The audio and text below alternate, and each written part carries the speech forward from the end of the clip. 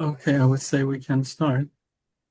And like the participants, if there would be more, please. Now we have everyone here. So let's start. And okay, just I have my notes here as well. So hello everyone, and thanks for joining us. Good morning, good afternoon, good evening, wherever you are joining us today. It's a pleasure to have all you here. Uh, so welcome to our session. Today is the Urban Talk, the first episode of a new series, hopefully, we'll have. And we are pleased to have our fantastic guest and the team of the Six Cities. Today, the topic would be digital heritage, opportunities, barriers, and future directions. And I'm Ehsan Fatehifar. It's my pleasure to be invited from the Six Cities group. I'm a former Six Cities member back all time. We just had a quick discussion, and Farnaz was introducing me like, a bit of history. But it's my privilege to be here as a moderator. That's the first time to be moderator, so please bear with me. I have my notes with me here, so we'll manage it.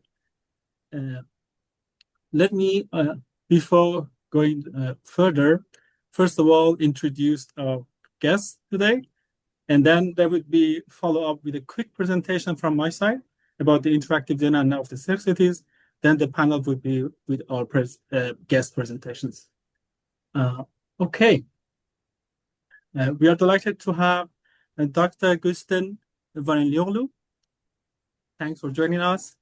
And I'm also reading the affiliation correctly. She is the professor at the University of Liverpool, founder of Silk Project, with a great experience on digital heritage, extended reality, and storytelling. Also, we are happy to have Sepehr. Sepehr was Afshar with us, PhD candidate at Illinois Urbana-Champaign at informatics. So also extended reality lead, focusing on serious games, extended reality again, data visualization, and so on. And also, we are delighted to have Sarvin Eshaghi with us today, a PhD candidate, again at informatics at Illinois Urbana-Champaign, with a background in architecture, landscape, also working on collaborative learning, extended reality, and games. So definitely with the presentation, we will have more information about our guests. Thanks for joining us today. So now let me share my screen about the quick intro of the interactive data now.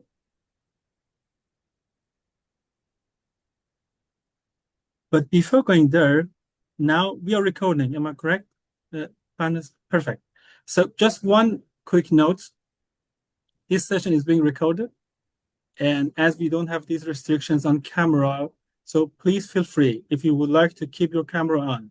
Now, during this session, also for the question and answer, you can keep it on, or you can put your questions in the chat. We have our team, Sama and Zina, they will support us on the questions. Hopefully, we will publish it on our webpage at YouTube. Am I right? Perfect. Okay, now I share my screen.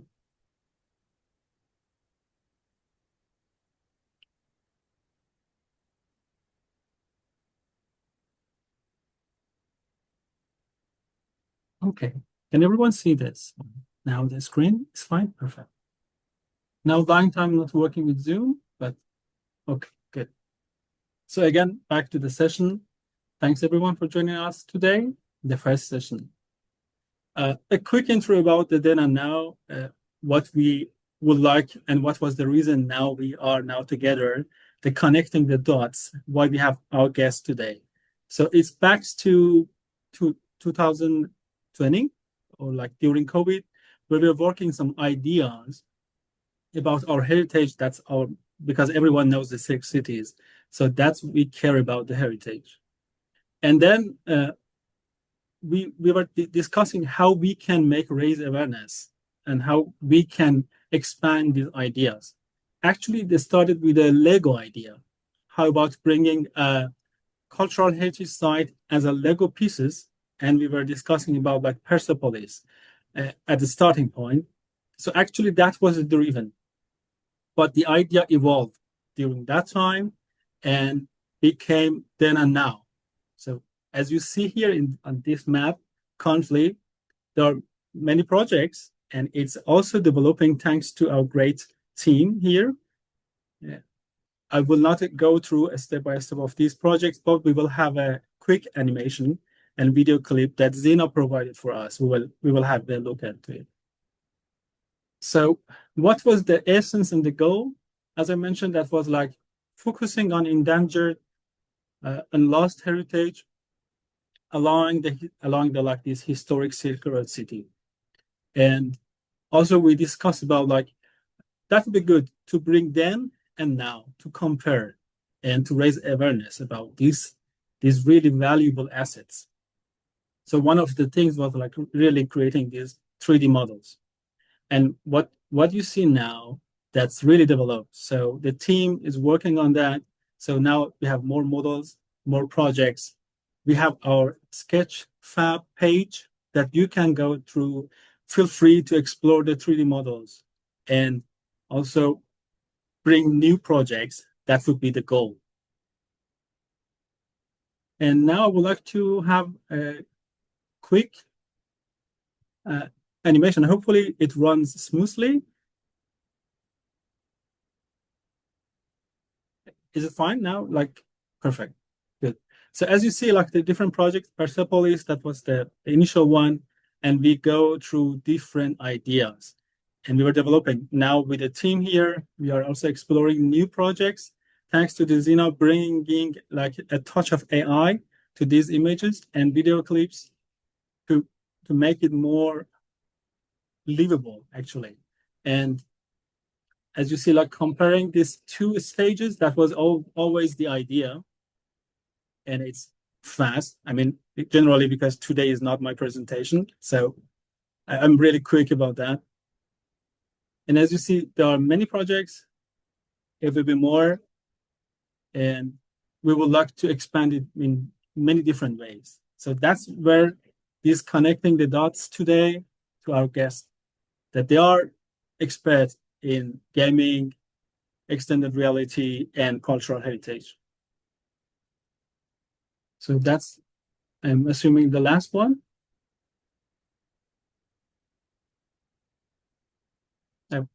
Before the last one. So this one is the last one. And great. Thank you again, Zina, for sharing this video with us. So this is the Sketchmap webpage. Please feel free to go and explore different models and share your comments with us. And also please promote this page. That would be great. Okay. I think it was from my side, just a quick intro. And we will see, we are here now sitting to see opportunities, barriers, and future directions. That would be better to ask experts, our guests, to lead us to share your experiences, challenges, and also definitely insightful presentations. So may I invite you, Guzden, that please start, and I will stop, share my presentation, and then the stage is yours. Great. Thanks, and Ehsan. First of all, I'm really honored to be part of such a wonderful organization. I think our project is fully fitting to your topic, and we will try our best to explain the clear, like the shortest way possible what we have been doing. So, I'm a lecturer at the University of Liverpool at the Digital Architectural Technology, but it has been like quite a long time that I'm interested in digital heritage. And if you are curious how, a person from UK and two from Chicago, or, US, they came together, is that like we just met in a PhD class in Istanbul Technical University in the days that we were all in Turkey. So we were more like connected to the Silk Roads and the Silk Cities at that time. Now, although we are far away, we are still following, like the same projects in different parts. So, Sarvin, if we can just, I think Sarvin or Sepehr share the slide. So I will start, then I think it's going to be Sarvin and Sepehr explaining the rest of the project, but we've been working most probably for the last 6 years. So while just the Sarvin and Sepehr are sharing, I just want to kind of start with a question that we all have in our minds, especially in the digital heritage projects. So usually we tend to document, the cultural heritage with short-term, externally funded projects, usually very intensive, expert-led, and often disconnected from the places they preserve. So what happens when the funding ends? I mean, what happens, about these fragmented archives? So how can we make it more sustainable? So that was like the main part of our project. So next slide, please. So we have started with the term silk. Actually, silk stands for, of course, Silk Roads, but about it stands for Sustainable Information Life Cycle of Caravanserai. So in a way, in this model project, we have used the building type Caravanserai, or in Turkish, it's Kervansaray. So these are like hotels or stop points or marketplaces along the Silk Road. In a way, some points that marks, all the points along the Silk Roads. And while we were researching a very large scale UNESCO-led projects, we realized that the Turkey data was not there. So it was our first motivation. There were a lot of publications, but they were all fragmented. So we were like, how can we put all this information together? And then, as the next slide, please. The video is starting. Yes. That's a 1 minute. Yeah, that's have it watch. Yes. So just to give you an idea, but these are buildings that we are documenting, the buildings that we are mostly talking all along Turkey means that we have covered like 5,000 kilometers so far. And we covered overall 366 caravansarais through archival research, means we located them. And we visited so far 63 of them. And 46 of them we had a chance to move. So you see here, one of them, like the main one, that are more closer to the Mediterranean and like the harbor city of Antalya, and that are connecting to the city of Konya, that was the capital of that time. So I will talk about the methodology a little bit more later, but the main idea for us to have a sustainable method means that, like, not expensive material, some methods that we can repeat or can be repeated by different teams. So in a way, for this project we use Caravanserai, but this system or this methodology can be applied to any other networked architectural heritage than we can find either along the Silk Road or any other places around the world, like the Roman roads or any other roads that we have been just working on. So this project has several institutions, by the way. Like this part, the Silk just got a US federal grant during my days at MIT as a Fulbright scholar. But later on, as you will see, in our separate institutions, such as like Liverpool, or in the previous institutions like Istanbul Technical University, and now it's Sarvin and Sepehr in the US, we are continuing this project. So this is the first one. How we have started from this very heterogeneous data, all the diverse data, we started mapping. And we ended up finally, like as I mentioned, like 366 caravanserais that are located all along Turkey. And next one, please. And the basic immersion was, and of course the 360 videos, like at very first stage 2021 we started by 360 cameras. We were just taking some shots from the landscape, from the architectural elements, and we were uploading them to YouTube, because at any point we were always trying to give back to the public or make it public, available to everyone. So without any headsets or anything, you can still just visit Silk Kervansaray in YouTube, channel, and then you can have the very basic 360 experience of these spaces. And the next one, of course, inevitably, in any architectural research, when we talk about sustainability and 3D modeling, we've been, working on several different buildings, but with the same idea, photogrammetry.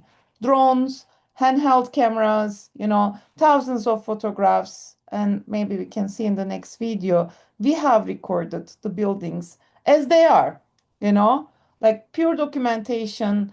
This is actually not a drone shot. This is the 3D model generated through these photographs and a kind of a fly-through in our model in the Kervansaray called İncir, or they say sometimes Han or Kervansaray in the local language. So this is one of the, Kervansaray. Quite a lucky one, intact in ruins.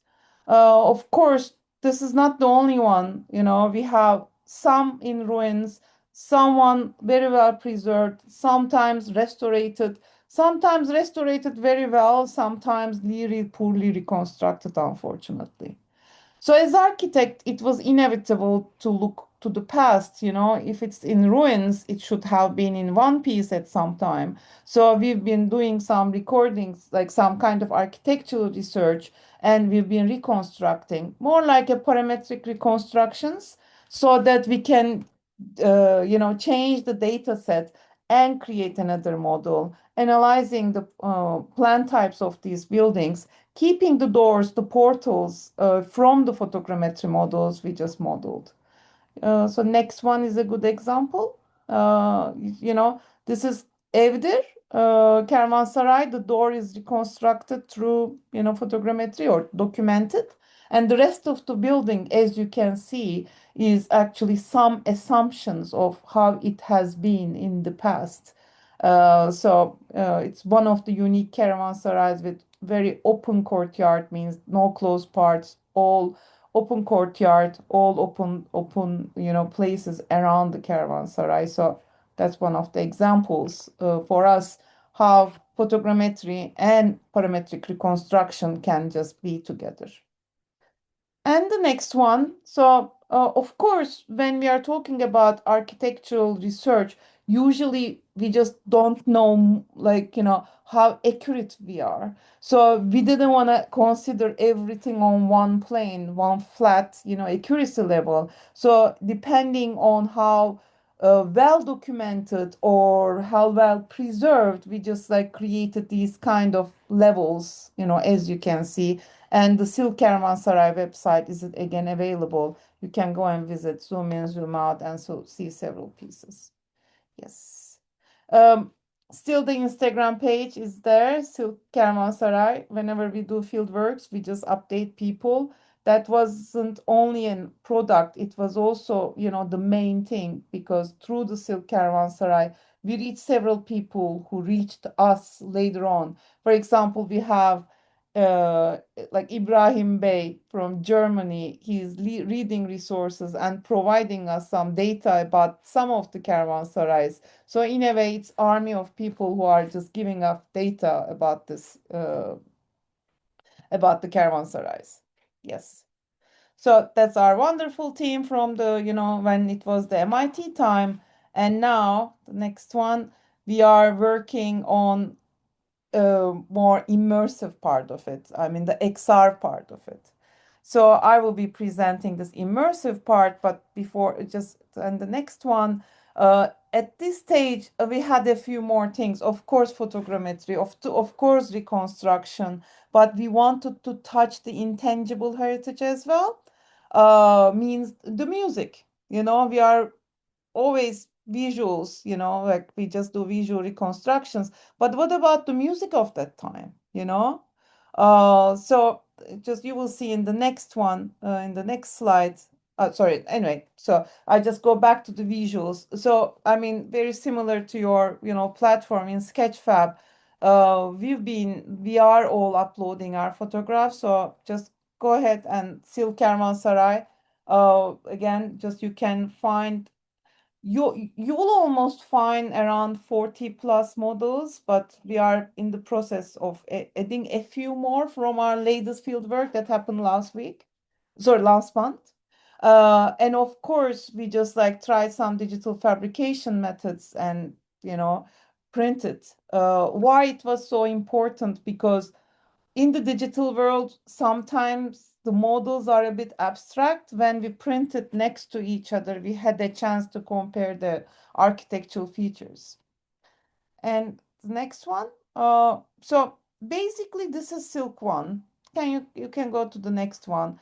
We still follow kind of the network methodology. Can we ever have any of these, you know, network? So that's the music one. So what we have done, like, we we are this process is still in progress. So the AI, sorry, the music of that era does not exist. So what we have done, the music of Ottoman times, the music of Byzantine music, and the instruments, they lasted until today. So we used AI to generate, some musical pieces of that era because we know that there are no notes, no musical notes from that time. I'm still working on. And then next one. So we just like as we were in the university, now we are just putting all our immersive projects, not only Silk, some other immersive XR experiences in the University of Liverpool webpage. And this is our latest one. So I wanted to talk about this project more before taking more time from Sarvin and Sepehr. Recently, we released a game on the Steam platform. So this time we didn't follow the network methodology. We just picked, it was hard. It was like all 46 models, they were like our babies, but we wanted to pick six of them, six unique ones with six unique entrances, six unique plan types, and six unique kind of preservation. And we just like, as you can see, we use these caravanserai reconstructions, and then we created a game. And in the next slide, uh, you know, yes, of course, the game is more like you are given some tasks, and from the central hub where you see all these six caravanserai as if they are around the same courtyard, you know, disregarding their geography. We just created some interactions. So one interaction was, of course, in the previous slide, was like to be able to see how it looks like when it's in full versus how it can overlap with the reconstruction. And the next task was to like to highlight this beautiful Islamic geometrical ornamentation, and you are supposed to kind of treasure hunt in the building and go and find these geometries, and like when you find them, when you get near them, they are highlighted. And that was something that we started using AI or AI modeling a little bit more. And like it's another building. And when you go to these, places, then you just like have the 3D reconstruction as assets of some very unique pieces. For example, the inscription of this building. Or you would see, for example, this caravanserai is unique. There are a lot of spoiler material, means that they've been using from the Christian time, a Christian church, from the Roman ruins, and they recycle this material and they use in this caravanserai. So when you go and catch these unique different era pieces, that you were able to kind of see them highlighted as 3D. So these little models are done like through the AI generation Tripo and Meshi, software. One thing that I think I will leave, I would say one last thing, and I think this part Sarvin is gonna be talking about this much more. So we created the characters, some assets, almost like Caravanserai like living caravanserai, and these characters, you can go and talk to them. Conversational AI we used behind them. So we loaded them with information. And also, of course, it's linked to AI. And you can go to, for example, the fortune teller lady, and the fortune teller tells you your fortune. Or, like you go to musician, you just ask them or ask this person to, play a music. So they play a music. Ideally in the future, it's going to be AI generated music. But now we are just using more like one of our kind of repertoires, and they play one of the music. The same thing, you go to tax collector and you start talking, asking about how the tax collection was at that time, and it tells you what it is. So wonderful team, and more to grow. We are very happy to have from computer science, from software engineering, from architecture, musician, musicologist, and from BIM programs, and of course some GIS experts, and much more. I think our team is growing now. But while we are based in Liverpool, we are very well connected to different parts of the world. Thanks. I think it was a bit long. Oh, yes, our last video. Please, take your time. And this is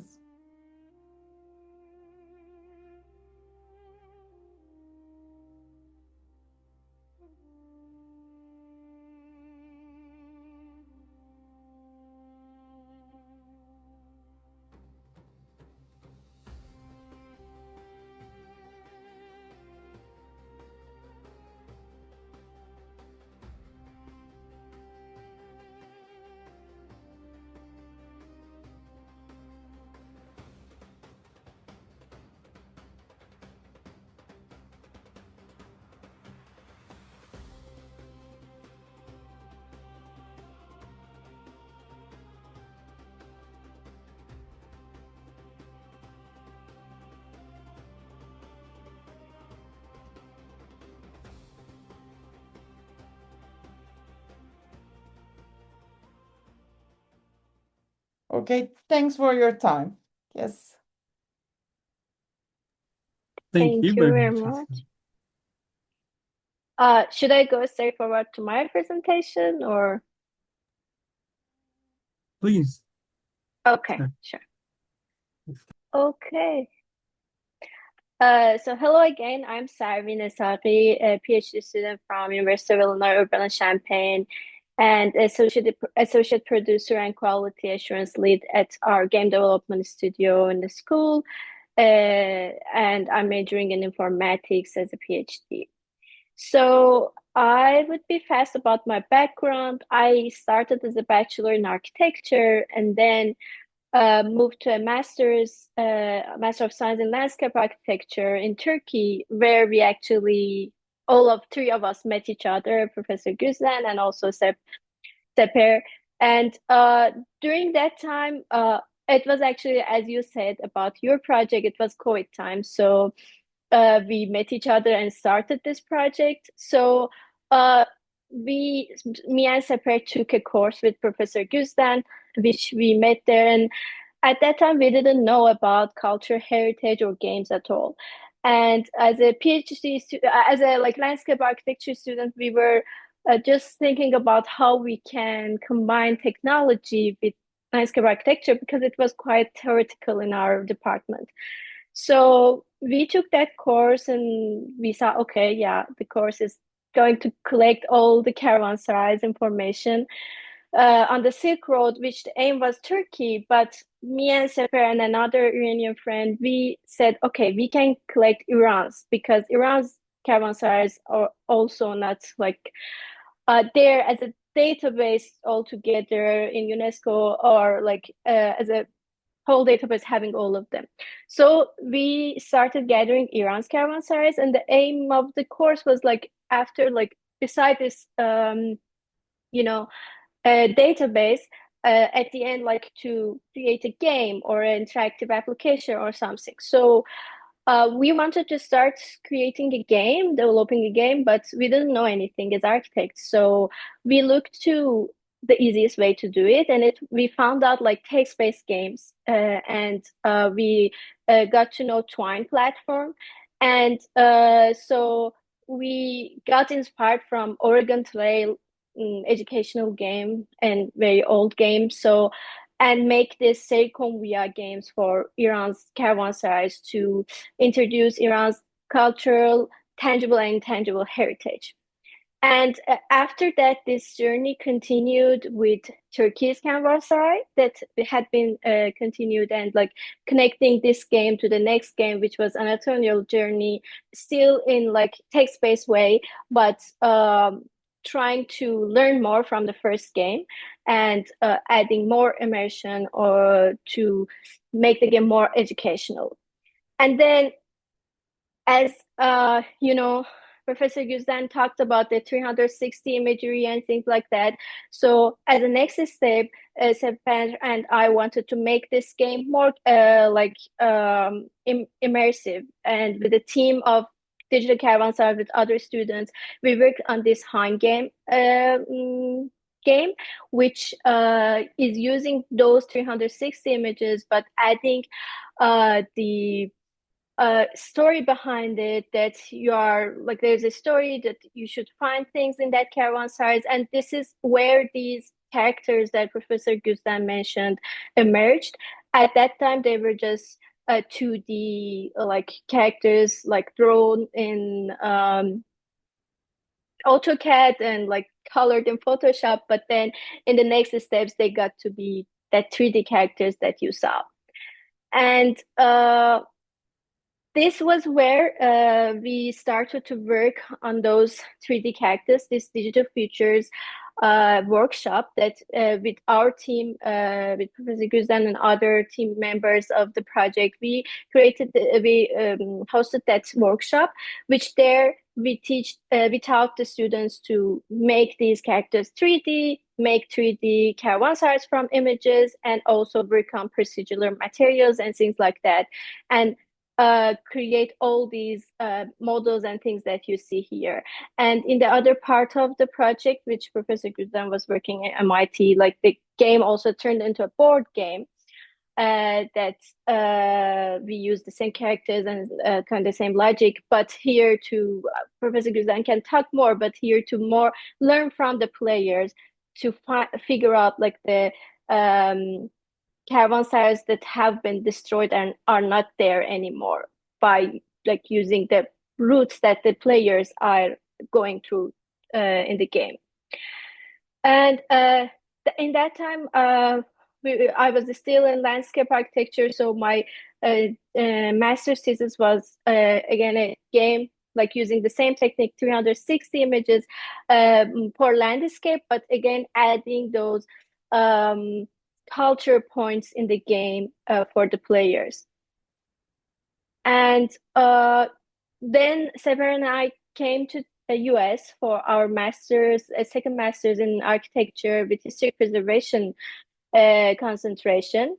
And during that time, we did an internship in an architectural firm, which there we like, as I mentioned, like we started with text-based games and tried to make it better with 360 games. And at this point, we got a chance to learn Unreal Engine as a professional game development engine, and trying to gamify a architectural model for kind of real estate, and using AI characters that the client can go and talk like an agent to them and ask questions about the house. They can interact with the materials and things like that.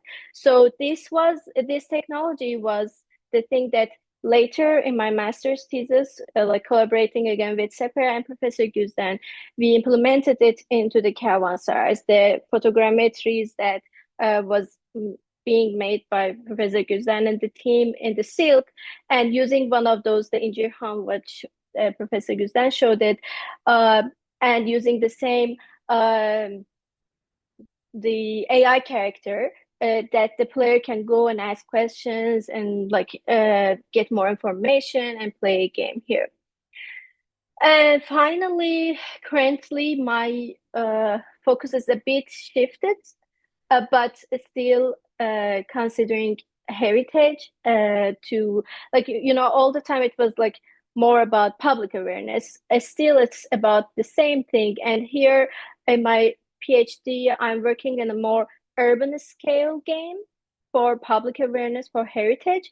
And I'm using a database in Chicago, which is kind of not emergency requests, but some service requests that people made to a app, which is like, for instance, this, I don't know, road is having problems, this light is broken. So all of these data is a very huge data, which is a live one. And it shows the process of like when a request has been made and then when it's like get fixed by the, I don't know, the organization that should do it. So I'm using this overlaying with some landmarks in Chicago to develop a game to gather people around those landmark points and make them to see those landmark points more, preserving the landmarks in that way by public awareness, and also making them to report the problems there and to fix them, and helping to preserve the landmarks in that way, in two ways. So yeah, thank you very much. Thank you very much, Sarvin. That was amazing. Very insightful. Thank you. Thanks a lot. So now, Yeah, Sepehr. I guess Please, Sarvin. it's my time. Yeah, I try to be short. Yeah, thank you so much for having this opportunity. So I'm Sepehr Vaez Afshar. I'm PhD student at University of Illinois Urbana-Champaign, and associate producer and XR lead at the studio. So I'm following a minor in game like study and design.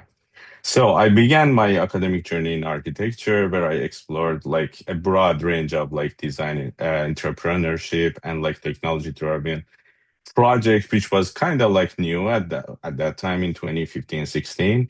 Beyond traditional architectural design, I became like interested in how emerging technologies such as augmented reality could enhance like spatial experiences and like support innovative business models. Looking back, these projects represent my first attempts to connect architecture, digital technology, and user-centered design interests that like would later shape my research trajectory. Next slide, please. Okay. Sorry. Previous one. Masters. So during my master's studies in landscape architecture and at Istanbul Technical University, my work gradually shifted toward like digital storytelling, gamification, and public engagement. And we met with Professor Guzden and her team, and like we did like great works, and we got like a lot of awards thanks to Professor Guzden.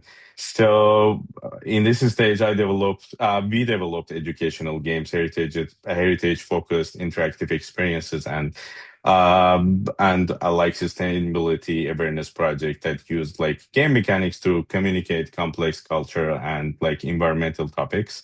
And many of these projects focused on, as like Sarvin mentioned, cultural heritage sites and narratives from Turkey and Iran, and allowing me to explore how digital media can support heritage interpretation and like public awareness. And like this period established the foundation for my long-term interest in digital heritage and immersive learning. Next, please.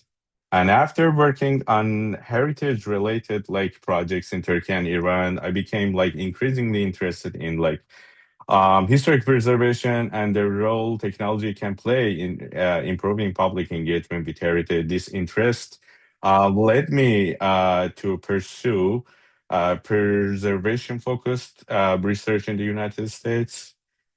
This stage marked my transition into the like data-driven heritage research. In this project, we collected, processed, and like visualized architectural information related to Henry Trust historic buildings in El Paso, United States. And by combining web data collection, processing algorithms, and like interactive visualization techniques, we demonstrated that how digital tools can support heritage documentation and analysis and preservation decision making. More importantly, the project showed how large scale heritage data sets can be transformed into like the accessible and engaging public knowledge. Next slide, please. The other project explore how immersive technologies and gamification can increase public engagement with cultural heritage. As Sarvin mentioned, like I used the like same method using 360 photogrammetry, LiDAR scanning, and virtual tours and educational game elements. I created an interactive experience centered on Trinity Mission Church. The project investigated how technology can transform heritage interpretation from passive observation into like active participation. Next, please.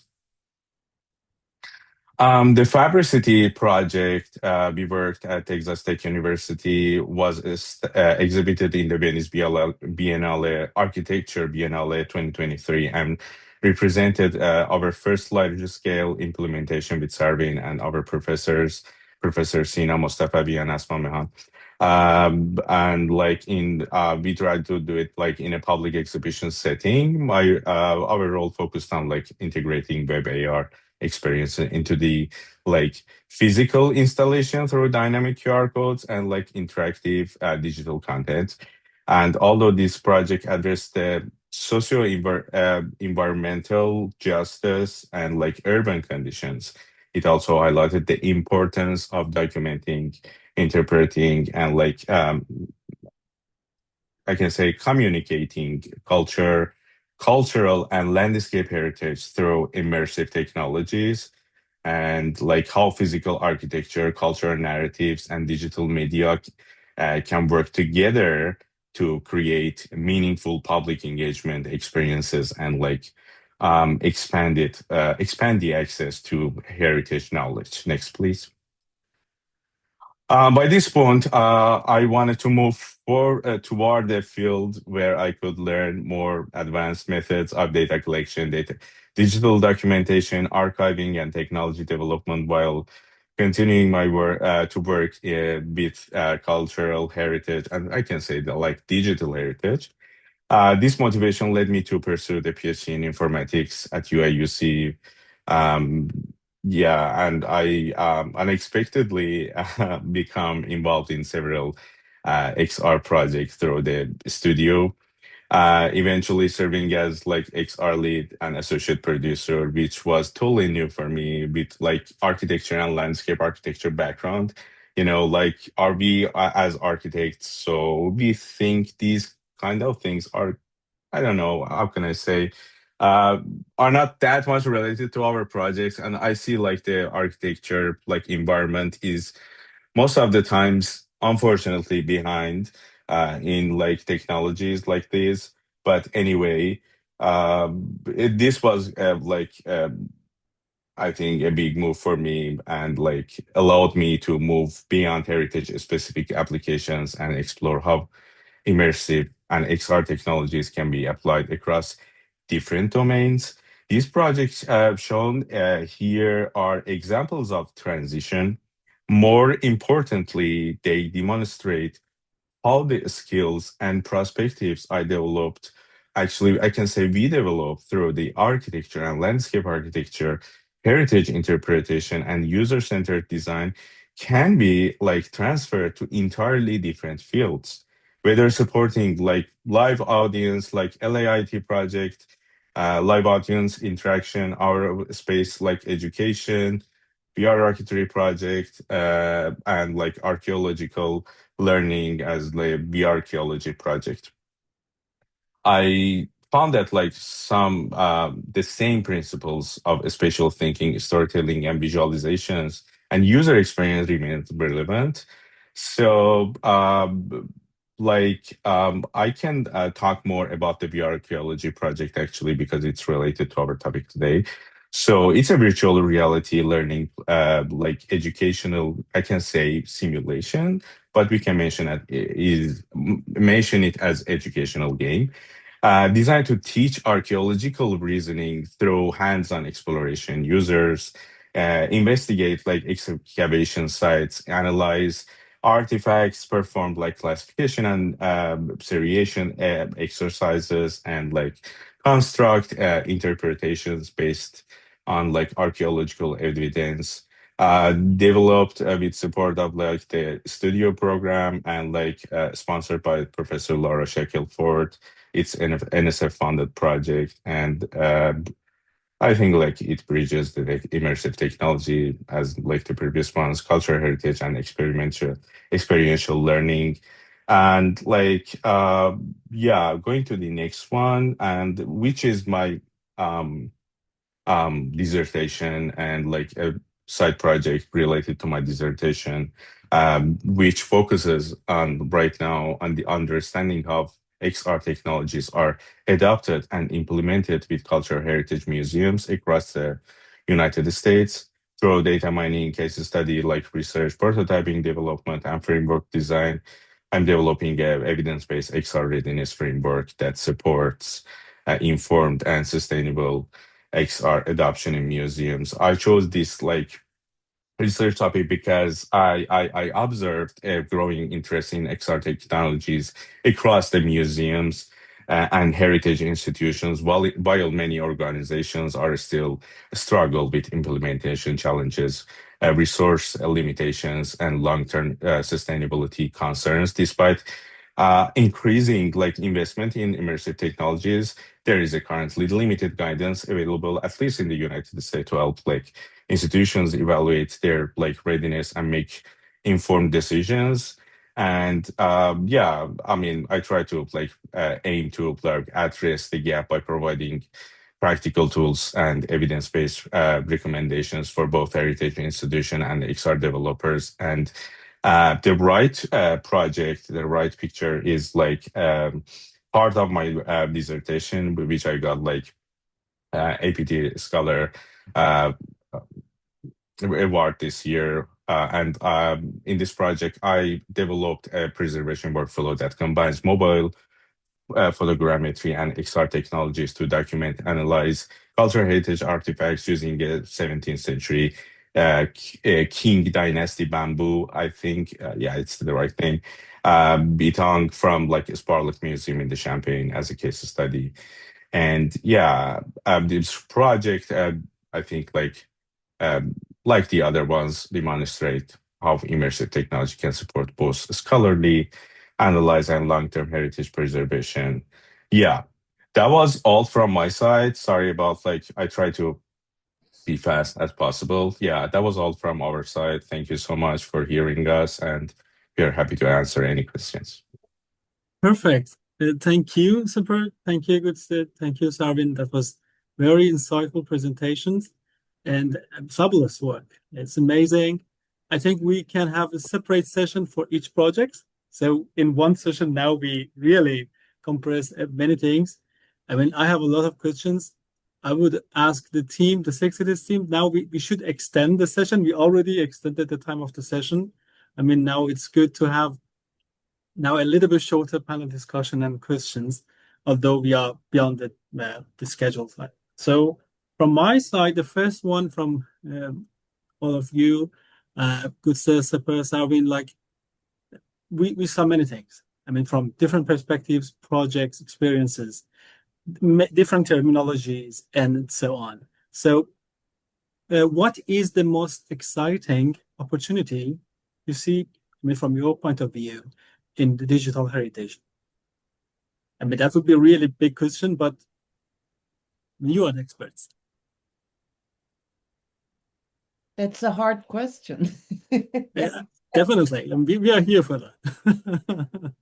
I mean, you can you clarify a bit like about the opportunity? You mean Yeah, like, sure. like a research You know, like opportunity, or like something in the market or projects?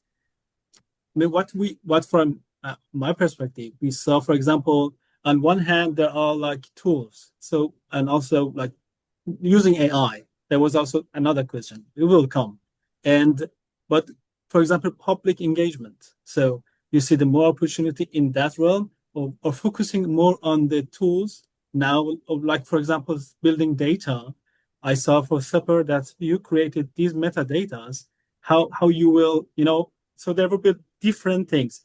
We can say we go in parallel for many things, but that's really like they are in, like in different languages. Yeah. I I I think, like it's not only opportunity, it's kind of a responsibility as well for us to, to work with the heritage. So I don't find it only like, okay, we go and document, but also like I think the greatest opportunity is gonna be create more digital twins.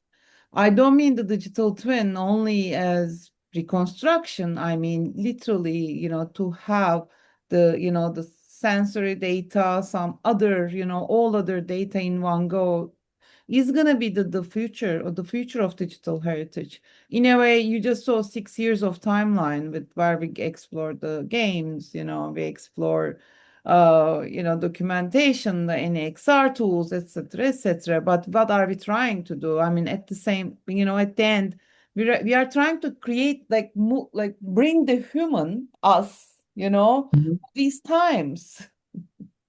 And Exactly. and the vice versa. Like we want to live because we are curious about it. We want to learn from the past.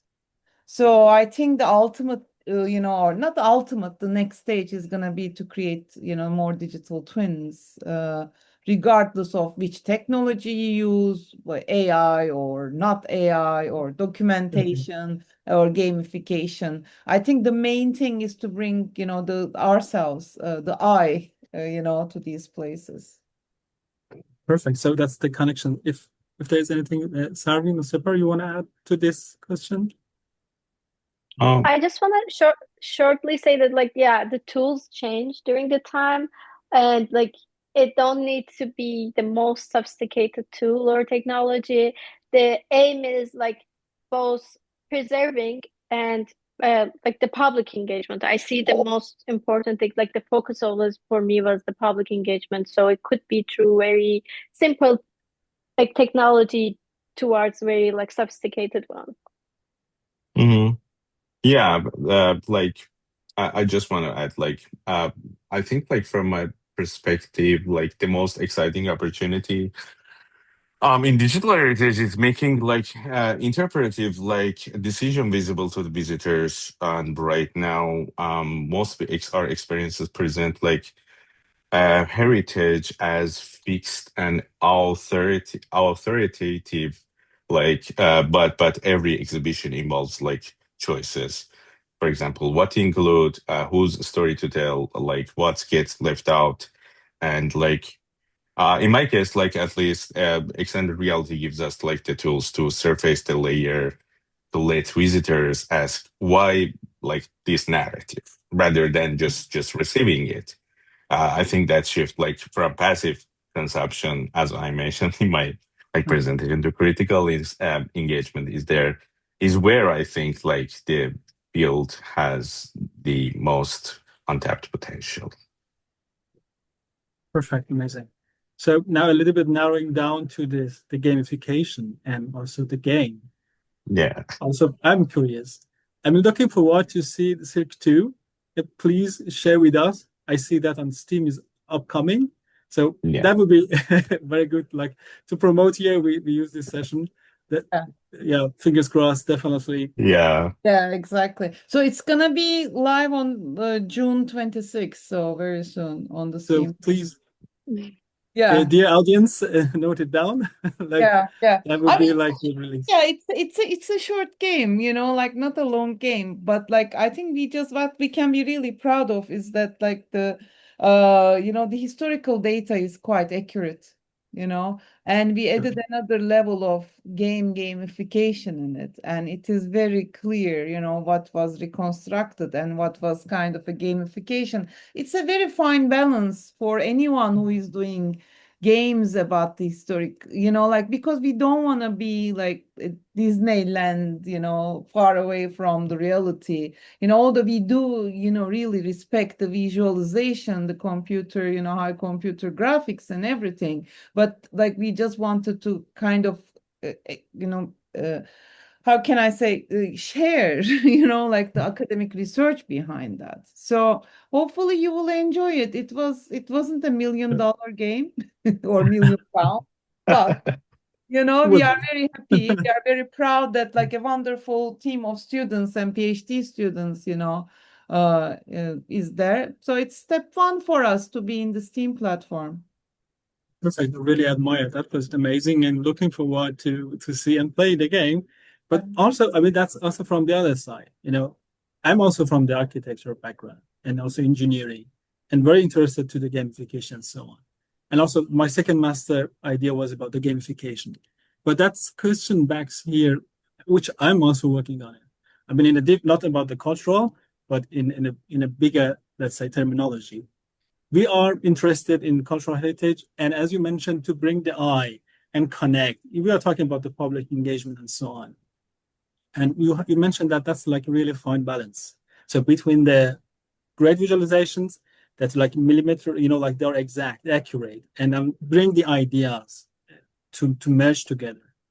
But targeting the bigger audience, I mean, that would be always my question. Like, you know, if you would like to target the much bigger audience, definitely on Steam, as you mentioned, we are not competing with these $1 million games. But how do you see that? You know, like not being that far away, but a little bit of step forward that we can bring more. I mean, that's a great question. I can say that we will see, frankly speaking, you know, like, because, you know, something about the sustainability was such an important, you know, topic that we've been, I mean, what we are going to do with this, all the collected data, what we are going to do with this game. I mean, maybe in a very limited, I don't know, like it's hard to like we are creating, for example, a narrative immersion or through gamification or through storytelling or not only the visuals about the audio. We are trying to, you know, to have this immersive experience. And the main important thing is actually to not to limit ourselves with academia. I mean, if we are going to be teaching you know, a young student, a young, you know, someone like, you know, something about the history through the games, even in their unconscious, I think we all already succeed, you know. The same thing, you know, I'm from a background, my family, they were always in archaeology actually. And I was finding it quite like they're linguists and like, you know, the Latin and the ancient Greek and everything from my childhood, I was finding it like quite difficult and like, you know, I mean, if you don't mind, you know, saying, my parents like to be like the topics a bit boring, you know. So maybe that's inspired from that. Like I was like, you know, why not like reaching more people? Why not like, you know, to be able to include more people, you know, in our projects? Not only academic publication. Yes, we have citations, you know. Yes, we present in conferences and we won a lot of awards and everything. But that's limiting. You know, why not, you know, give back the heritage to the people, you know, instead of thinking that, okay, that's a very high design product or high product in a museum, you know. Why not include the public, you know, back in our research? I mean, that's where I find very important that we are now on Steam as well, you know, not only on Steam, publish, but also share. Yes. That's amazing. I mean, I totally agree with you. And I think the last part, exactly in that direction, to grasp more audience and bring more like from maybe different group ages and so on. What I found very interesting in your presentation, that was like integrating AI in a different manner. So like these characters and investigation assumption and so on. So that was actually my question, like, how do you see AI? I received some of those answers already. Thanks a lot. But just the last one from my side for this panel discussion. How do you see the next step using AI, implementing in your projects and so on? Again, me, AI. All of you. I mean, please. Yeah. I mean, the AI usage is quite fragmented in our projects because like we haven't used the agent, capabilities of AI, frankly speaking. So each time we use a different tool. Like for modeling, we use the Tripo. For the music, we just like use Suno, or we just like created our own music AI, packages. Or for the immersion, the narrative immersion, we use the conversational AI. I mean, so far literally we are like children as well, like playing with the new toy that is on the market, and we don't know which one is gonna be sustainable. But definitely, AI is gonna help us to, just create these different pieces all together. But we are not creating AI, like we are using the heritage field is like, we are not making a photogrammetry tool. We are just using the existing photogrammetry tool. So we are more like curators of these digital tools now. The same thing now we are curating the AI digital tools with whatever is in the market. Today is, for example, Meshi. Tomorrow it's another, product. Yes. We don't know Exactly. yet. I wish we could, but anyway, Sarvin and Sepehr, most probably Sarvin might be quite, advanced about that. Like she's been like exploring the conversational AI in her thesis. Yeah, so I think it comes with its pros and cons. So when we are talking from heritage and accuracy, we want to make sure, okay, that we are using a generative AI conversation here, but how to limit it, how to make sure like we are giving the correct answer through that. So all those like ethics, authenticity, all those ideas come in. So we cannot say it is the like top point for AI, like it's doing perfect, but it's helping us currently. Like we are, mm, figuring out, digging it. Okay, what we can do right now with it. Definitely, it helps. It supplements what we are doing, but it does not replace that, you know, accurate thing that we need. Still, we need that human there. So, uh, but for sure, there are potentials. Yeah, and I can add, like, for me at least, like, the most promising direction is like using AI not as generator of like the heritage content, but as like a conversational layer between like the visitor and like the site. And for example, in my case, I was thinking about like how, for example, the conveyor or other ones, the character AI character can like let visitors ask questions that like, for example, a static exhibit never could answer. So the key constraint I keep like coming back is trust, and how do we like make sure that like AI stays historically grounded, and I can say it doesn't hallucinate interpretations. So that's like actually a design problem as much as like technical one, and I think like heritage institutions need to be part of defining those boundaries, like not just like adopting whatever the tech offers right now, but talking about the like a studio that I'm working right now as associate producer. So uh, we don't want like the, for example, the artists or designers using AI for like designing the things, but like it's totally fine to like use the AI for their framework pipelines to like develop the things so faster. And from industry sides, it's also the same thing. Like all the like companies right now, they're asking for AI capabilities in the like people that are working mostly in game industry. And yeah, that's the thing right now, situation based on my experience and like the things that we talked with the like people in industry. Perfect. Yeah, thank you. I think we can talk about it more and more, and it's really like developing in different fields. But that was very, very insightful. I agree with you. Guidelines, how we use it. We still have like the creator and how we use it as a tool? Like this Mm. ethics, etc. There are really different parameters included, and Yeah. it's like a new tool, also as Guzden mentioned, and Sarvin, like from different aspects. We are also learning by that, like how to use it. Perfect. So I have many questions, but I think that we already passed the timeline. So I would like to say that was the panel, but please, our dear audience, for questions, I would like to ask if you have any questions, please turn on your camera, or if you would like to put in the chat, and we are here. So let's see. And Saman and Zena, please help us if there would be anything. If also you have questions, for sure.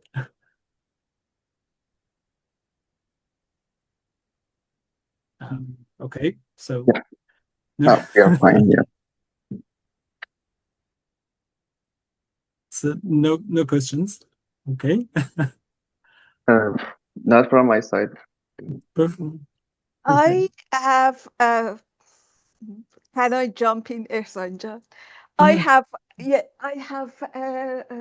first of all, thank you very much. I picked some keywords which were resonating with what we are doing and with our approach. And that was amazing. And, when you see that these are individuals who are taking back or reclaim the heritage instead of the governments, funders, even universities, because a project is alive in a university as long as the fund is there. When the fund is gone, the project is gone, the website is not, updated, and that sort of thing. And about the very two things. One is, in our work, we noticed the lack of documentation. There are no proper documentations, and it appears that everything is left there to disappear at some point. And I really liked about your work that is not just about the material, it's about music, it's about the story of the building, it's about the knowledge of the craft and material knowledge. So I wanted to actually, this is a challenging question. How can we raise awareness about the importance of documentation per se? Not even preserving a heritage, whatever tangible, intangible. Simple documentation. How can we advocate that? That's an excellent question. And also, I mean, someone originally from Turkey and lived in UK and US, I mean, if you don't mind me saying, of course, when I compare UK documentation culture versus, what kind of documentation we have in Turkey, or not only documentation preservation, frankly speaking, it's there's a difference. There's a big difference. I think the answer is feeling like belonging, like in the UK, people feel and protect and document because they belong, they think that it's their heritage. Versus in very complex situations like Turkey, where you have civilizations, on top of each other, ethnicities and, religions and everything. So this is literally layers and layers of information. So, and of course, that's the actual day, I mean, you want a building block and there's a very well cut stone. It's either from the Roman time or not. It would work fantastically on your house's wall, right? You use it. right? So I think that the main thing about the documentation, I totally agree about the limited funding and it stops when the funding stops. I think the main thing would be to again engage the public, means that tell them or kind of raise the awareness that the heritage is theirs. Not about this project, but years ago, it was my PhD project actually. I did it was called Virtual Museum of Underwater Cultural Heritage. So I didn't work only about the Silk Roads. So there, and I was like a diver and dive instructor at that time. So we did a campaign, quite a long campaign that we've been, for example, documentation the underwater heritage there. And we were going to the diving club and teaching to the dive leaders and teaching to the divers, that the ceramic piece that they see underwater is not a ceramic piece, but actually it is called amphora. And it's used to, carry wine or olive oil or something, and it is an heritage object. The fact that you can touch it or see it, or even you will be able to move the heritage, doesn't mean that it's not valuable. So after a while, when you just kind of teach this to one generation, then it goes to the next generation, then it goes back to the generation. So all of a sudden they feel responsible of preservation. They feel responsible of maybe a wiki system documentation. The greatest documentation in Turkey, it's one of these is I'm kind of connected is a wiki type volunteer-based system. It's called cultural inventory. And people are putting their own data. It's much stronger and much more accessible than any governmental body from the Ministry of Culture and Tourism. Sorry to say, but this is success, means that anywhere around the world, they discover something they read or it's in their garden or something, they keep adding and adding this data. I think for complex cases like Turkey, you can exemplify from your own country. That's the way, if you feel like it's yours, then you just protect them. Yeah, that is the challenge. Yeah. And Yeah, the really. education that, as you compare the education in the UK and in other countries, is the feeling of pride that Yeah. they Mhm. create in Yeah. school children about their heritage. That's actually, I think, is commendable, to be honest. Yeah. But yeah, we have a long way to go to reach that. Yeah. Yeah. Yeah. I want to also add, for example, we have also a problem, for example, when we were looking to documentation and checking the archives in Iran, unfortunately. So so much heritage exists, but documentation is inconsistent, underfunded, or simply never happens. So sites get excavated, objects get moved, and the context disappears. So you're left with the artifact, but not the story around it. So, but at the same time, comparing it to US and working with institutions like the National Park Service, I see very different infrastructure. There are standards, there are workflows, there are dedicated people whose job is literally to document. But even here, when it comes to digital heritage projects, that same rigor often breaks down.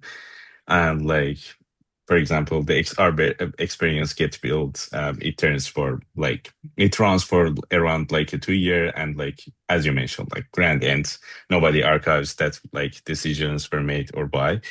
So in a way, I can say the problem looks, I can say it's looks different on the surface, but the outcome is similar, and you lose the context, and context is everything is in heritage. And uh I think what I keep coming back is that documentation needs to be treat it as a first-class research output, not a like checkbox at the end of the project. If you like don't do that, we are just like creating new layer of loss on top of like the original one. And actually sitting here in this conversation, like something is coming to my mind, like maybe the answer is closer to what we already do in research, like peer reviewed like documentation frameworks specifically designed for um like digital heritage projects, not a technical manual, but structured like record of interpretive decisions that might be worth exploring. And by the way, I love doing like archives and like documentation. And right now I have the opportunity to work with CLGs in the United States this like summer full time. Yeah, I'm doing those. Amazing. Thank you. Actually, talking about the challenges was my last question that I hold before, but thanks for addressing it and like talking about the solutions and challenges. And I would say, yeah, thank you, Guzden. Thank you, Sarvin. Thank you, Sepehr. We really enjoyed. I really enjoyed. That was very insightful. Thanks for sharing your time, work, experience. I think now it's like really planting many seeds and also looking forward to have more results. I mean, like the game and so on, the projects. So that would be amazing. And I would like also to take the moment. I mean, definitely as the first time moderator, we are half past, like 30 minutes more. But I think I have a good excuse. That was a great, I mean, that was really great presentation. So that's a good excuse that we extended this session. And I would like to take this moment to, like warm acknowledge to the current Six Cities team. So thank you, Zena. Thank you, Saman. Thank you, Puya. Thank you, Diba and Negin for media. Thank you, Muhammad and Sanjuli. I mean, if you're here or not, and also special thanks to Farnaz. Thanks for making this happen. And so I think this conversation hopefully and also bring more conversations, and it will be developed. There will be more event talks. So looking forward to have you back again, Guzden, Sarvin, Sepehr, for more like updating about many different things, obviously. Thanks a lot, everyone. Please also keep in mind that interactive data now is there. So we are also looking forward that people can bring new ideas, new projects, join us. So we are open to that. So that's from our side. So thanks, everyone. So I think now we can close the session. If there's something else you want to add, finals or the others, perfect. Thank you very much. Thank you. Thank you very much for the opportunity. Appreciate it. That was a great Yeah, thank you. Thank you for the invitation. Bye-bye. Thank you all. Thanks a lot. Have a great rest of the day, wherever you are. Take care. Thank you. Thank You too. you. Bye-bye. Thank you. Thank you. Bye-bye.